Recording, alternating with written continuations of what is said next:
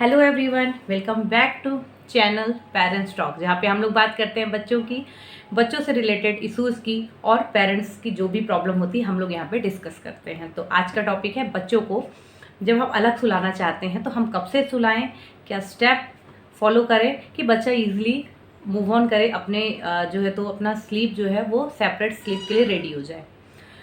तो सबसे पहली चीज़ अगर देखें तो अभी क्या न्यूक्लियर फैमिली, अब न्यूक्लियर फैमिली में सबसे ज़्यादा प्रॉब्लम क्या होती है ना, बच्चा जैसे बॉर्न हुआ तो हमारे साथ सोता है, फिर वही हैबिट कंटिन्यू होती रहती है क्योंकि कोई और घर पे नहीं है, तो बच्चा पेरेंट्स के साथ ही स्लीप करता है। तो कुछ सालों तक तो ठीक है, लेकिन जब बच्चा थोड़ा बड़ा होने लगता है तब हमें ये लगता है कि बच्चे को अब जो है तो हम सेपरेट जो है तो उनके लिए बेड, सेपरेट रूम जो है तो अब करें और बच्चा अपने रूम में अब सोए। तो अभी पहले क्या होता था ये चीज़ कि वैसे घर में दादा हैं, दादी हैं, बुआ हैं, ये सब रहते थे जैसे घर पे ना, तो बच्चे क्या होते थे सिर्फ पेरेंट्स के साथ नहीं स्लीप कर रहे, कभी बुआ के साथ सो गए, कभी दादा दादी के साथ सो गए, तो उनकी हैबिट रहती है कि हाँ मम्मा के बिना भी वो सो सकते हैं। लेकिन अब अचानक से देखो न्यूक्लियर फैमिली में हम बच्चे को बोलेंगे ना कि जाओ आज से अब तुम अपने रूम में सोना, तो उनके लिए भी डिफिकल्ट होता है और हमारे लिए भी होता है क्योंकि हमें भी टेंशन होती है, क्योंकि अभी तक बच्चा रात में उठ रहा था, उसको पानी चाहिए या फिर वॉशरूम जाना, तो हम फटाफट जग जाते थे, पहुंचा देते थे उसको वहाँ तक, है ना। अब भले ही बच्चा 7 साल, 8 साल, 9 साल का हो गया, फिर भी अगर बच्चे को पानी का ग्लास चाहिए ना तो हम रात में उसको लेके आते हैं और देते हैं।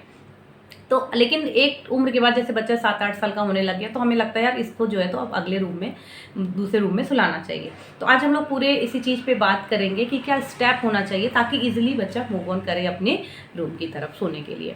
ठीक है, तो सबसे पहली चीज़ जो ज़रूरी मुझे लगती है और कि ना, बच्चों को जो शुरू से स्टोरीज सुनाई जाती है, तो कोई भी फैंटेसी स्टोरीज जो होती है जैसे परियों की कहानी या फिर भूत प्रेत की कहानी, इस टाइप की कहानियाँ जो बच्चों को सुनाई जाती है वो बिल्कुल भी नहीं सुनानी चाहिए। शुरू से ही आपको ध्यान रखना चाहिए। कोई और व्यक्ति भी अगर उनको ये कहानी सुनाता है और बच्चे आपको बताते हैं कि मम्मा ऐसी भूत की कहानी, तो उनको वहीं पे स्टॉप करो कि बेटा भूत सिर्फ कहानियों में हो सकता है बट रियल में नहीं होते हैं। कहानियों में लोग उनको एज अ करेक्टर यूज़ कर सकते हैं बट रियल में ना कोई भूत वूत होते नहीं हैं। तो ये चीज़ उनको पहली चीज़ क्लियर कर देना चाहिए बच्चों को, क्योंकि ये क्या हो ना, जब भी आप बच्चे को अकेला सुलाना चाहेंगे ना तो ये डर उनके मन में हमेशा रहेगा। छोटे बच्चे इन चीज़ों से बहुत डरते हैं। अभी तक तो मम्मी पापा के साथ वो सो रहे तो उनको कोई फर्क नहीं पड़ता, लेकिन जब अकेले सोने जाएंगे ना तो फिर इन चीज़ों का फर्क उनको पड़ने लगता है और वो डरते हैं फिर बच्चे। तो पहली चीज़ जो आपको ये चीज़ों से उनको बिल्कुल दूर रखना है कि ऐसा कुछ भी नहीं होता है। और शुरू से ही जैसे बच्चा छोटा है ना, अगर इस टाइप के टॉपिक उनके दिमाग में है ना, तभी से आप उनको क्लियर कर दो कि नहीं नहीं ऐसा कुछ भी नहीं होता है। और देखो पेरेंट्स की बात बच्चा हमेशा मानता है, पेरेंट्स उनके लिए आइडल होते हैं, तो आपको वहीं से स्टॉप करना है, दुनिया चाहे उनको कोई भी कहानी सुना दे। ठीक है, तो पहली चीज़ आपको ये करना है। दूसरी चीज़, आपको बच्चे को पहली चीज़ फोर्सफुली नहीं सुलाना है। ठीक है, फोर्सफुली कभी बच्चा अगर नहीं चाह रहा ना कि मम्मा मैं आपके साथ ही सोऊंगा, तो कभी फोर्सफुली उनको सेकेंड रूम में जो है तो शिफ्ट नहीं करना है आपको। तीसरी एक बहुत ज़रूरी चीज़, अगर आपका सेकेंड बेबी आ रहा है उस समय पे पहले बच्चे को दूसरे रूम में नहीं सुलाना है। ये बच्चों पे बहुत ही नेगेटिव इफेक्ट करेगा। बच्चे को ऐसा लगने लगता है कि मेरा ब्रदर या मेरी सिस्टर आ गई इसलिए मम्मा मुझे दूसरे रूम में शिफ्ट कर रही। तो वो जो टाइम होता है 3 महीने, 4 महीने, 5 महीने, आपको ये काम नहीं करना है। बच्चों के साथ पहले एडजस्ट होने दीजिए उस माहौल में, है ना। ये चीज़ मन में बिल्कुल नहीं आए, उसके बाद आप ये प्रोसेस शुरू करिएगा। ठीक है, या सिंगल आपका चाइल्ड है तो आप एज कर लीजिए 7-8 साल, 9 साल का हो जाए फिर सुलाइए, ताकि बच्चों को बिल्कुल शिफ्ट होने में दिक्कत ना हो।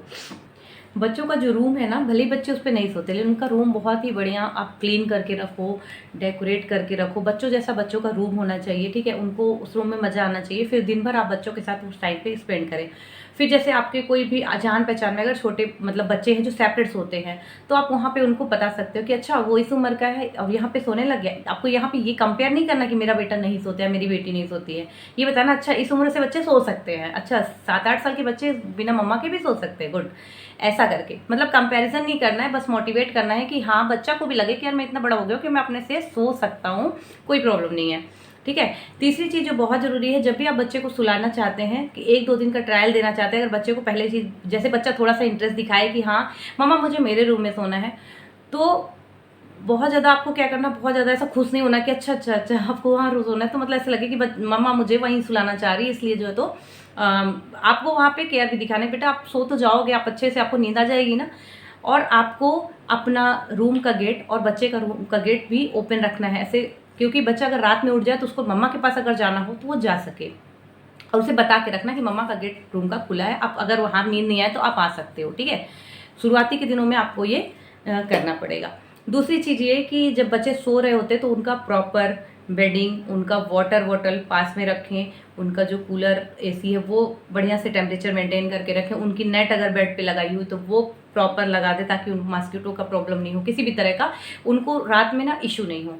एक चीज़ बहुत ज़रूरी, जो लाइट, एक अगर बच्चे रात में अंधेरे में सोता है तो रूम की लाइट बंद करके रखें, लेकिन एक छोटी लाइट, चाहे तो किसी और रूम की या फिर कोई भी एक छोटी सी लाइट जला के रखें ताकि बच्चा अगर वॉशरूम के लिए रात में उठता है तो वो जा सके।